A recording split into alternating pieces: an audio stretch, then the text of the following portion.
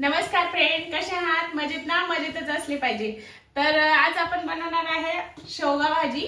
शेवगा भाजीसाठी बघा आपण घेतलेला आहे कांदा भाजून घेतलाय, यानंतर हरभऱ्याची डाळ भाजून घेतली, यानंतर धने, मिरच्या, खोबरा, लसूण आणि ही कोथिंबीर आणि कढीपत्ता घेतलाय. आज आपण गाव टाईप शेवगा भाजी बनवणार आहोत.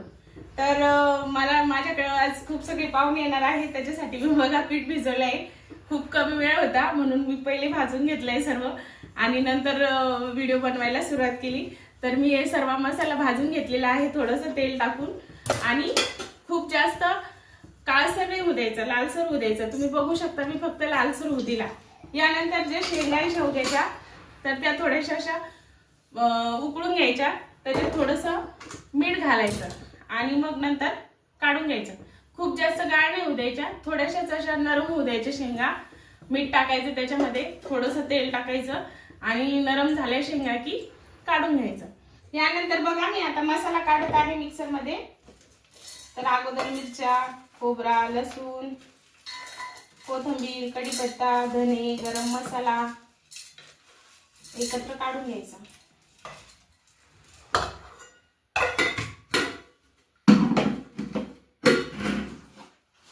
त्यात थोडंसं पाणी घालायचं, ओला मसाला काढायचा. बघा मी असा बारीक मसाला काढून घेतलाय. तर बघा आता मी कढई ठेवली आहे गरम होण्यासाठी. यानंतर मी घालणार आहे त्यात तेल. 2 पळ्या मी तेल घेतलंय. बघा तेल गरम झालेलं आहे. यानंतर मी थोडीशी मोहरी घालणार आहे त्यात. मोहरी तडतडलेली आहे. यानंतर थोडेसे जिरे,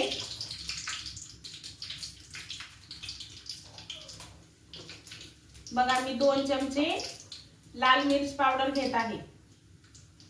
भाजी थोडी जास्तच करायची आपल्याला. हळद घेते अर्धा चमचा.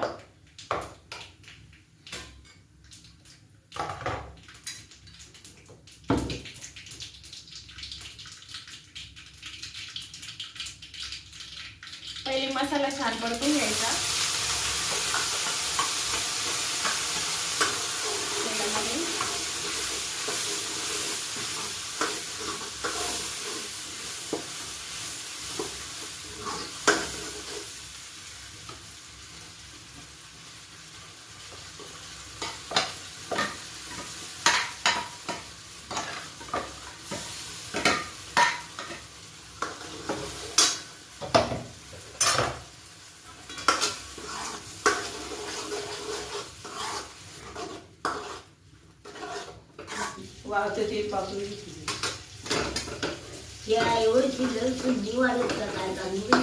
बघा मसाला छान परतलेला आहे, तेल सुटलेलं आहे मसाल्याला. आता आपण त्याच्यामध्ये हळद, तिखट, अंबारी मसाला परतून घेणार आहोत तेलात. मसाल्यामध्ये पूर्ण मिक्स करून घ्यायचं.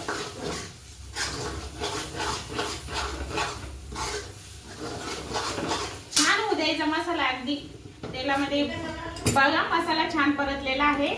यानंतर आपण त्यात आता शेंगा घालणार आहोत.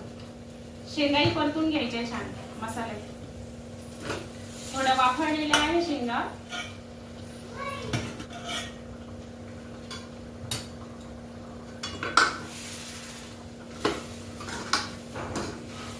बघा शेंगा परतलेल्या आहे, मसाला पण छान झालेला आहे. आता आपण याच्यामध्ये पाणी सोडणार आहोत.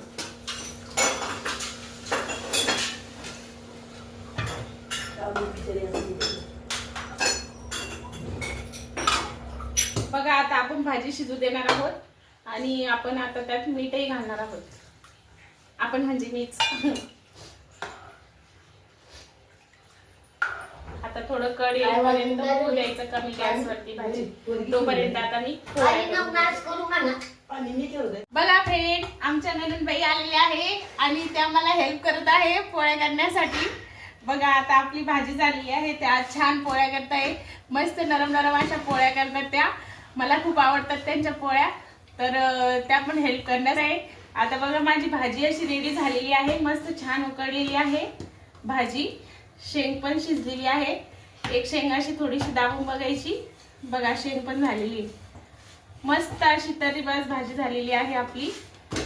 नक्कीच ट्राय करा आणि माझी रेसिपी जर तुम्हाला आवडली असेल तर अर्चना कुकला लाईक करा, सबस्क्राईब करा. धन्यवाद.